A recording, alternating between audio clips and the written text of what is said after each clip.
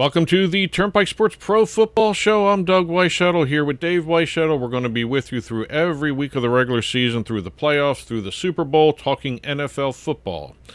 We are already on week 11. Incredible. Season's flying by. And seeing some interesting games, seeing some, I guess you can say it's parity.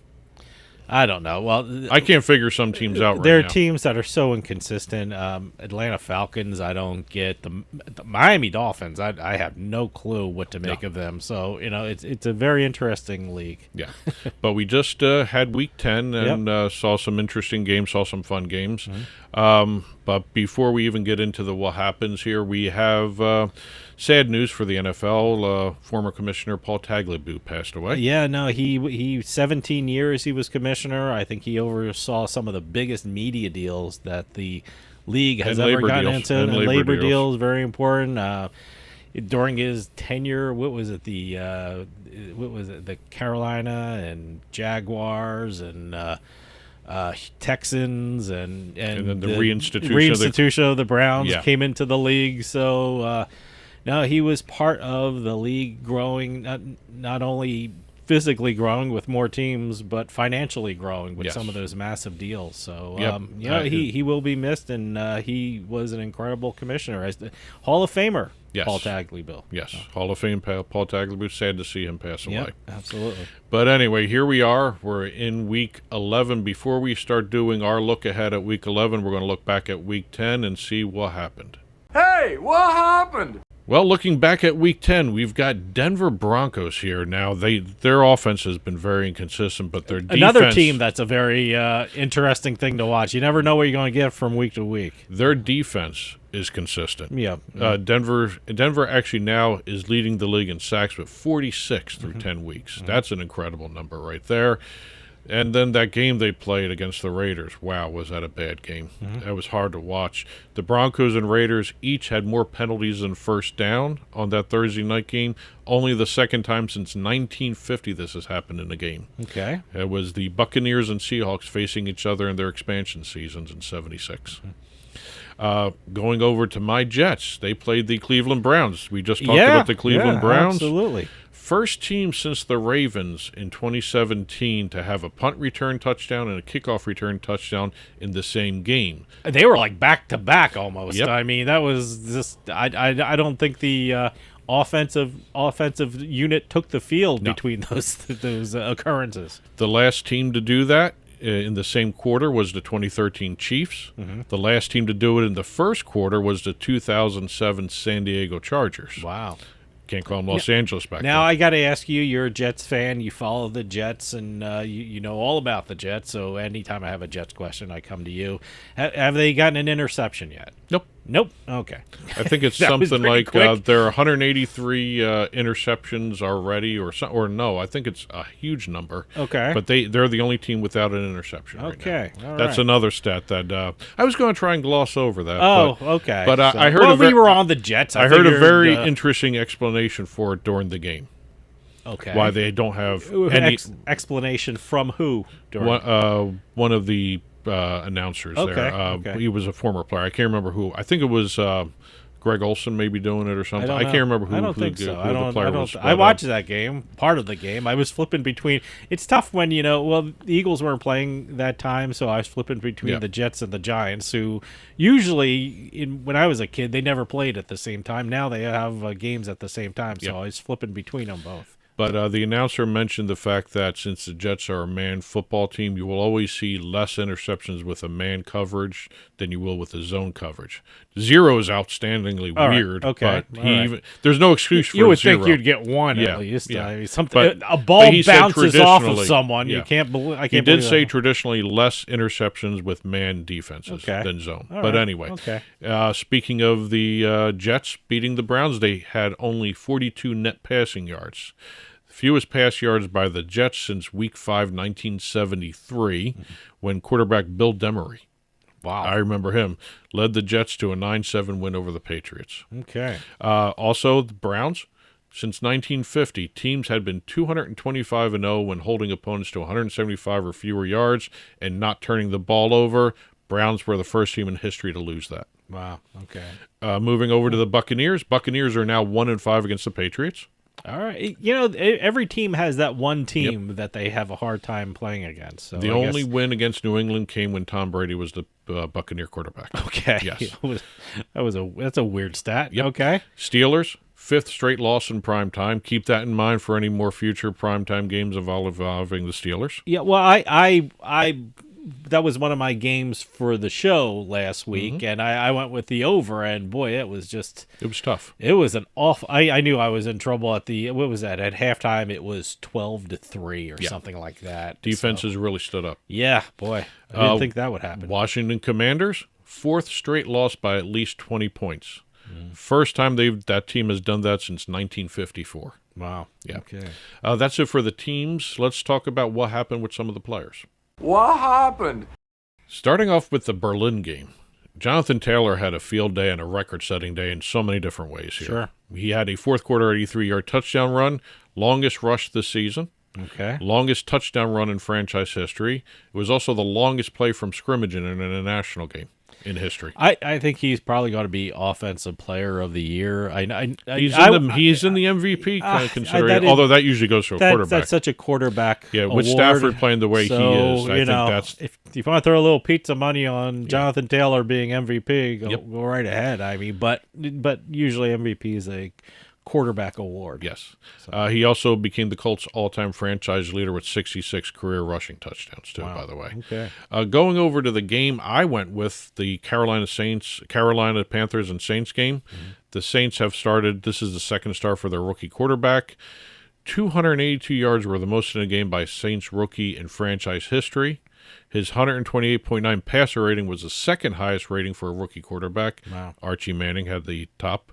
Wow. Also became the first New Orleans rookie quarterback to win a game since '81 when Dave Wilson beat the Rams. By the way, Carolina was a huge pick for like 20-something%, maybe 27%. I don't know. It's in that mid 20% range for the one of the contests in Circus. So that was kind of a bloodbath there. Yeah. So Jackson Dart.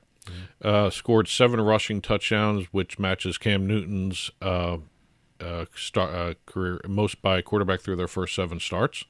Matthew Stafford, I think he may be the MVP. He's looking good. Boy, he is. It's one of those things where he just knows where everyone is on the field. So it's a very impressive season. Over his last 6 games, 20 touchdowns, 0 interceptions. Only quarterback in NFL history to do that. Wow. Okay. So he's got some really good stats there. Going over to Detroit, we've got Jahmyr Gibbs over there. 5th player in NFL history to score more than 40 touchdowns before turning 24 years old. Wow. Okay. He's in company with Barry Sanders, Randy Moss, Emmitt Smith, and Jim Brown. And we have Seattle's DeMarcus Lawrence.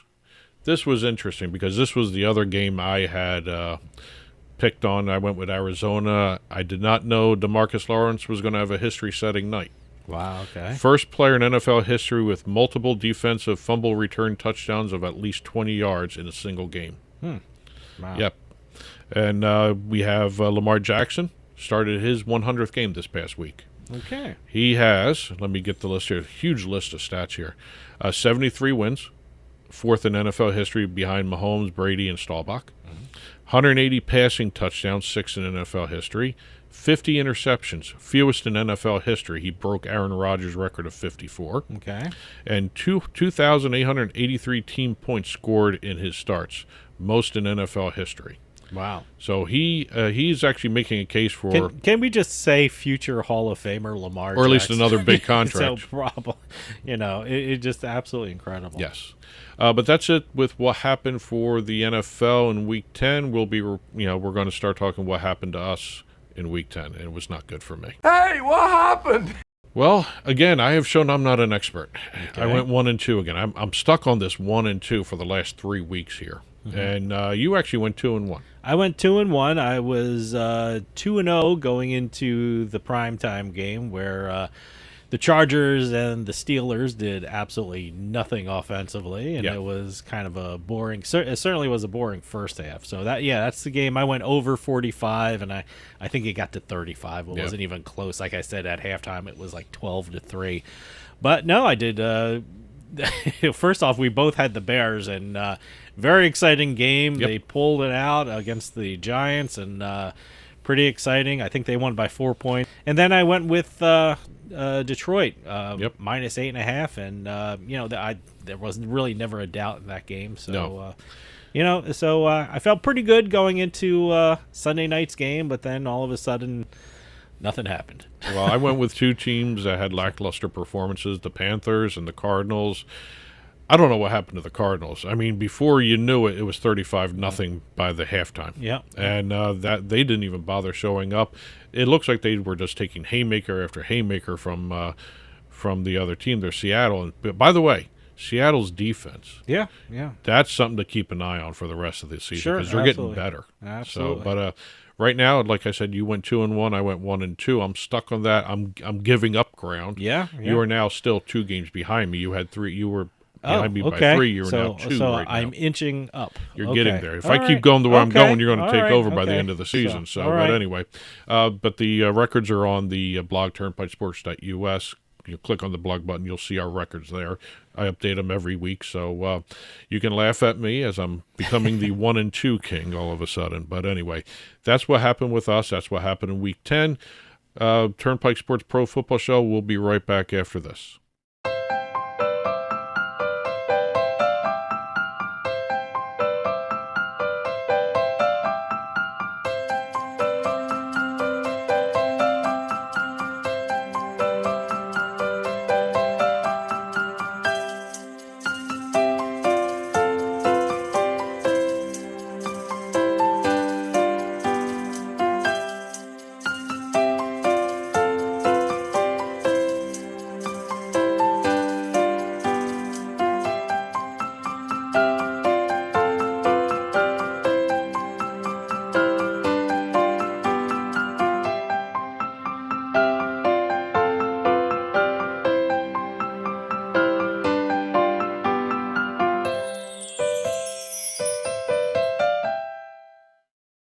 Moment of need, every second counts. So first responders, delivery drivers, and visitors can find your home fast, even in the dark. This is about more than just a number. It's about safety, visibility, and peace of mind. We created a house number that is not only a beacon of safety, but also a work of art. Crafted from durable stainless steel and waterproof acrylic, with efficient, low-voltage LED backlighting, it's uniquely yours. Choose from 6 sizes, 4 fonts, and 6 colors, and match your home's mood with bright, neutral, or warm white halo lighting. Add dusk to dawn, dimming and timing controls for complete command. Every order includes free worldwide shipping, plus a 2-year warranty on lighted numbers and all powering accessories. This is the ultimate home upgrade. A perfect blend of style, quality, and function. Buy yours today. Smoked cocktails have never been easier to make thanks to our Halo Drink Smoker. Simply place a cocktail smoker on your glass, light the wood chips until they start to smoke, and then top it off with the lid to infuse your drink with a delicious, new, smoky flavor.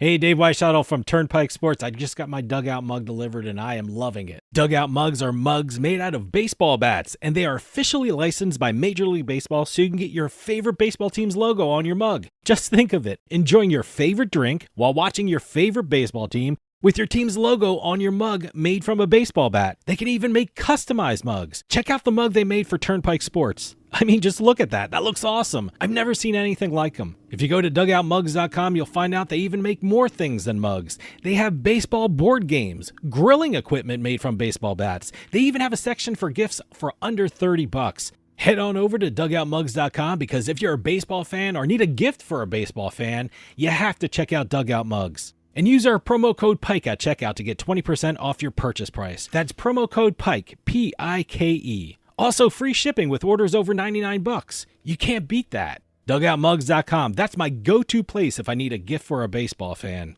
Well, if you excuse me now, the game is about to go on, and the wind is just right for drinking. Welcome back to the Turnpike Sports Pro Football Show. Doug Weischadle here with Dave Weischadle. We just did our look back at Week 10, both for the league and for us. Sad to say, for us.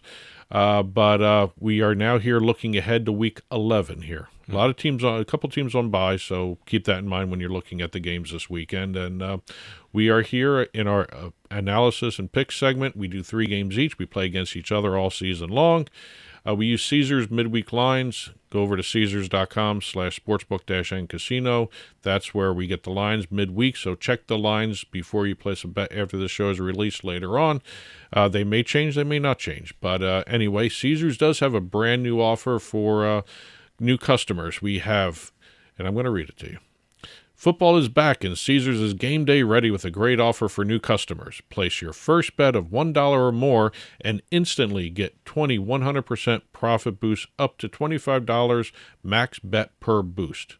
Register now at Caesars.com/sportsbook-n-casino with promo code PIKE20X to get this brand new customer offer here. Terms and conditions apply. 21 and older. Gambling problem? Call or text 800-GAMBLER. Still getting used to that text line. Yeah. But that's where we are. Again, we're going to be doing 3 games each like we always do every week. Point spreads and totals, no money lines, and we go against each other. Caesars midweek lines. Remember, bet with your head, not with your heart. Let's get to the games. First game of the week for me, and this is a week we do not have any games in common, finally. We're back to the way it used to be. This is the week I'm going to gain some big ground on you. So here we go. Or we end up with the same record and you don't gain any ground. Chances are we both don't go 0-3. Yeah. So, okay. Well, here we have for me, Chicago Bears at the Minnesota Vikings. Minnesota, at the time of taping, like I said, we use midweek lines, so please check the lines later. Minnesota's favored by 3 points. There's an over-under of 48.5. Chicago Bears are playing some good football right now. Yes, just ask for the Giants. I think that's the what we were talking about games in common. Last week we had Chicago in common, and they pull it off in the last couple minutes of the game. Well, Caleb Williams and the Bears have now won 6 of their last 7 games after starting the season 0-2. Here they're coming in to play the Vikings, who are 1-3 against the spread at home this season, and they face a Bears team that has gotten better since they lost to Minnesota earlier this season. Caleb Williams leads the NFL in game-winning drives and fourth-quarter comebacks. It's not a stat you want to really, but it's a great stat to have in the back pocket here. Minnesota has this issue lately of starting off really, really hot, really good in games, and then, in the second half, they kind of fall off drastically. They're only averaging 8.7 points a second half in the last 3 games. It's a horrible stat to have right there. Yeah. The Bears always do struggle against the Vikings, but I'm thinking not this time. I'm going Chicago +3.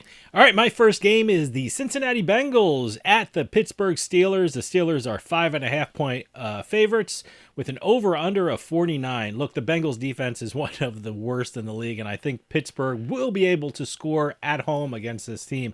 The Bengals have lost each of their last 9 Sunday games as underdog and have failed to cover the spread in each of their last 5 games when playing with a rest advantage. That doesn't even help them. The Steelers have won 8 of their last 9 November games against AFC opponents and have covered the spread. That's more important for me.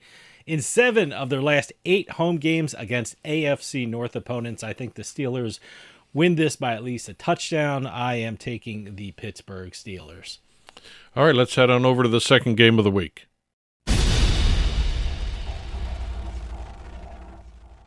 Second game of the week, and still not a game in common this week, thank God. Yes. We have Houston Texans favored by 7 points at the Tennessee Titans. The over-under is 39.5. The Houston Texans have won 2 of 3 at home and have a good chance of getting back to 500 this week against the Titans team that is 1-8 on the season and 0-4 at home. Texans are on the road here. They have had a good stretch at their home, but now they're back on the road here.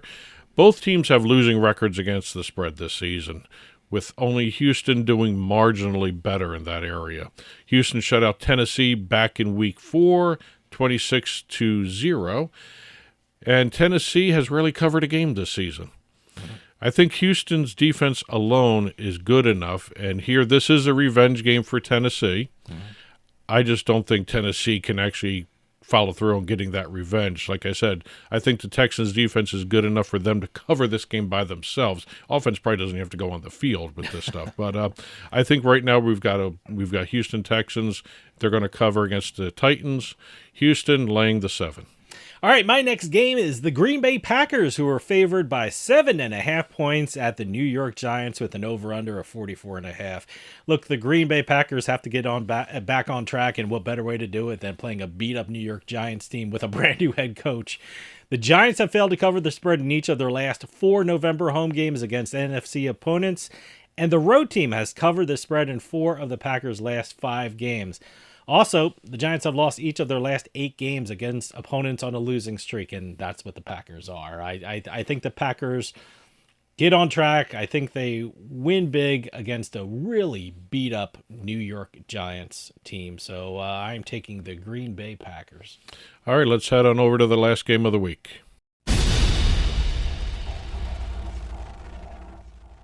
Final game for me, and it's the Madrid game. Oh, okay, going international. I've been doing well with the international games. I was going to say, you've been doing pretty well overseas and across the borders and stuff like that. Well, so here we are, you. the inaugural game in Madrid, Spain. Oh, okay. Washington Commanders at the Miami Dolphins. Really, neither of them are home or away, but Miami's favored by 2.5 here. There's an over-under of 47.5.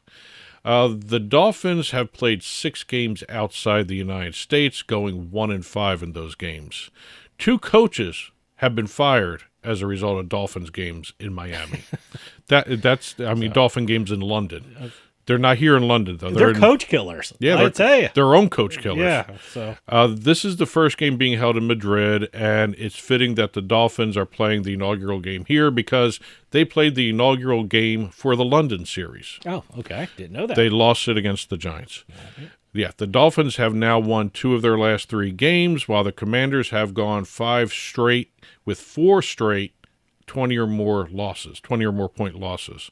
The Dolphins are 1-1 against the spread as favorites this season, 5-5 against the spread for the season overall. Commanders 3-7 against the spread, 1-6 against the spread as underdogs. I think Washington's got what everyone's classifying as a lost season right now, and they're trying to find their way with Marcus Mariota back there. Miami comes in after beating the Buffalo Bills, which made them probably feel really, really good. Strange game. They probably were flying so high they didn't need a plane to get over to Madrid. That's how high they were flying. They've scored at least 30 points in 2 of their past 3 games. I'm thinking maybe that's enough. I'm not sold on Miami being good again. They're still not a good team, but the way Washington is in disarray, I think they could probably get this covered by a field goal, so Miami lay the 2.5. All right, my last game is the Kansas City Chiefs, who are favored by 3.5 points at the Denver Broncos with an over-under of 44.5. I think this is going to be the game of the week because the Broncos are so tough at home. Denver has won each of their last 10 home games. That's really important because the home team has covered the spread in each of the Chiefs' last 6 games. Meanwhile, get this one. This is going to be surprising. The Chiefs have lost 3 of their last 4 games as favorites against AFC opponents and have failed to cover the spread in each of their last 6 games in November, which is shocking when you think about the Chiefs. I got to love Denver in this one. I'm going with the home dog, so I'm taking the Denver Broncos. All right, those are our 3 games for Week 11. Turnpike Sports Pro Football Show back after this to recap and close out the show. Sign up at jackpot.com and you can bet on the world's best lotteries where the biggest jackpots are up for grabs. Powerball, Mega Millions, some of the biggest lotteries can be found at jackpot.com. Simply choose your lotto game, pick your numbers, or use their quick pick feature, and you're done. Sign up at jackpot.com with code DRAW24 and get a free lottery ticket with your first deposit. Jackpot.com, it's the world of lotto in your hand. Terms and conditions apply. You must be at least 18 years old and in the United States to play. Void where prohibited. Gambling problem? Call 1-800-GAMBLER. Welcome back to the Turnpike Sports Pro Football Show. Doug Weischadle here with Dave Weischadle. We just did our look back at Week 10 and our picks for Week 11. Again, we use Caesar's midweek lines, so please check the lines before you follow any advice we have given on this segment here.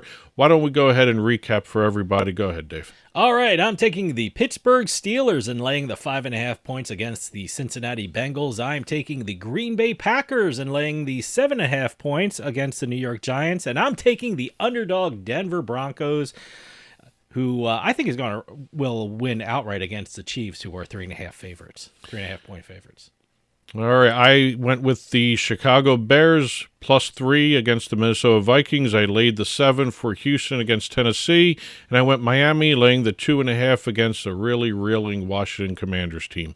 Those are our picks for Week 11.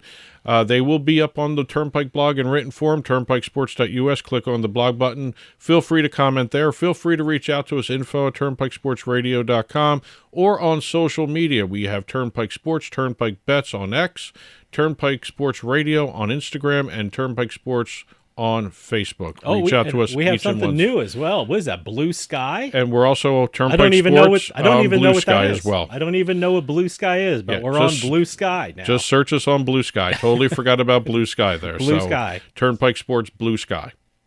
But again, feel free to reach out to us in any way, shape, or form on any of those social media avenues. And, please bet with your head, not with your heart. And that'll do for us this week. We'll see you next time on the Turnpike. Good luck, everyone.